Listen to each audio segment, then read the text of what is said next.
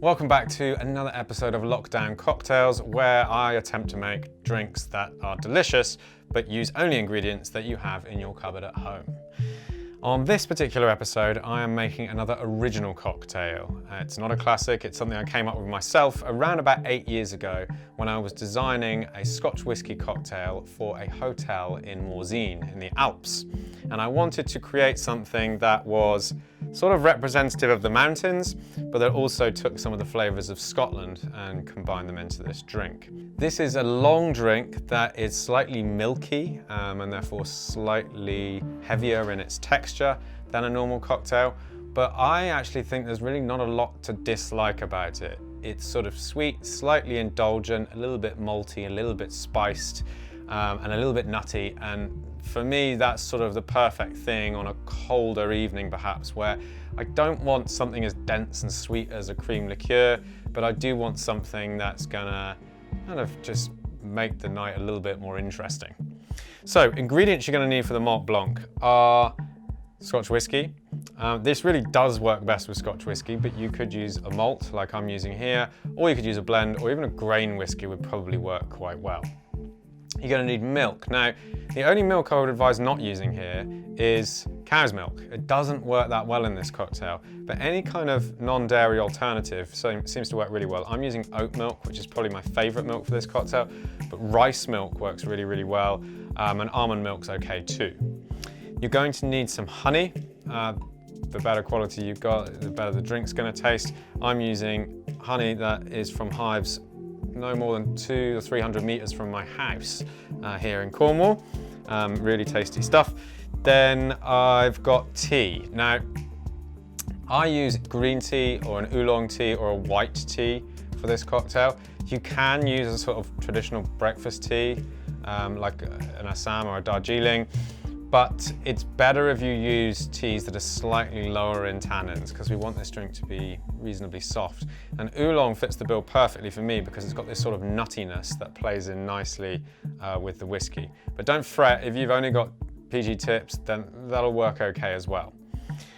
Equipment-wise, you're going to need a cocktail shaker or something to shake the drink in. If you want inspiration for other objects that can be used as cocktail shakers, then please look at some of my other videos because we're going through them slowly. You need some way of measuring. Today I'm using an egg cup, but you could use a proper cocktail measure or a little glass, or you could just eyeball it if you really want to. And finally, you're going to need a glass to serve it in. I'm going to use this rocks glass and of course some cubed ice. So let's start by loading some ingredients into the shaker. We're going to go with, this is about 25 ml this I think, so we're going to go with say 40 ml of whiskey. We want around about 80 ml of oat milk. Let's go with 3 measures, let's say 75 ml. And then my tea's had a nice time to brew and then cool, which is good because you don't want to melt in your ice too much with warm liquids. I'm going to go 25 ml of the tea. It's a reasonably strong brew on this oolong. I want that nuttiness to come through. And then finally, honey to sweeten it. Now you can do this to taste. I'm just going to eyeball it. I mean, you want around about a teaspoon of honey in there, I guess.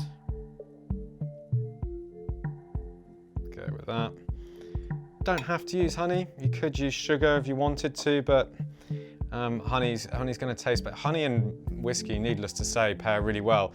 And you know, milk and honey, there's sort of old proverbs and sayings about that. So this is a kind of winning combination. I guess the oolong's the sort of outside ingredient here, but when you think about that sort of nuttiness that oolong has, and often milkiness that oolong has, it is really bringing these ingredients together quite nicely. So we load up with ice, shake.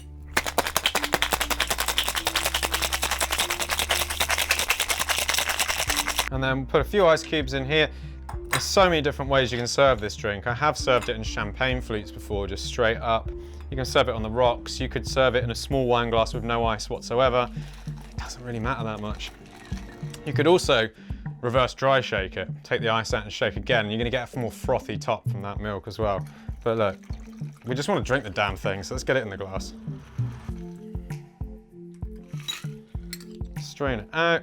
And you can finish this with a garnish. A little bit of cinnamon on top is nice, just a pinch.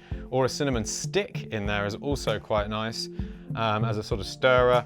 You can do a bit of nutmeg, which is what I'm going to do here because I just love nutmeg, or even things like sort of ground ginger, ground allspice. Any of those sort of baking spices work really, really nicely on top.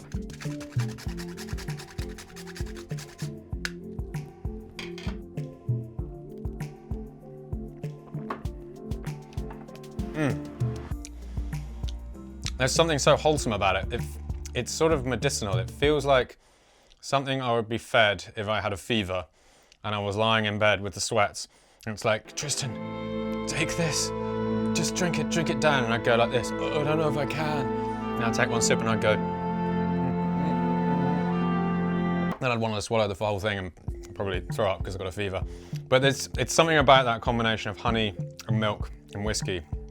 Just works so, so well. So I would advise this really for any time, for any time, literally, you want to have a drink. It's super good. Cheers.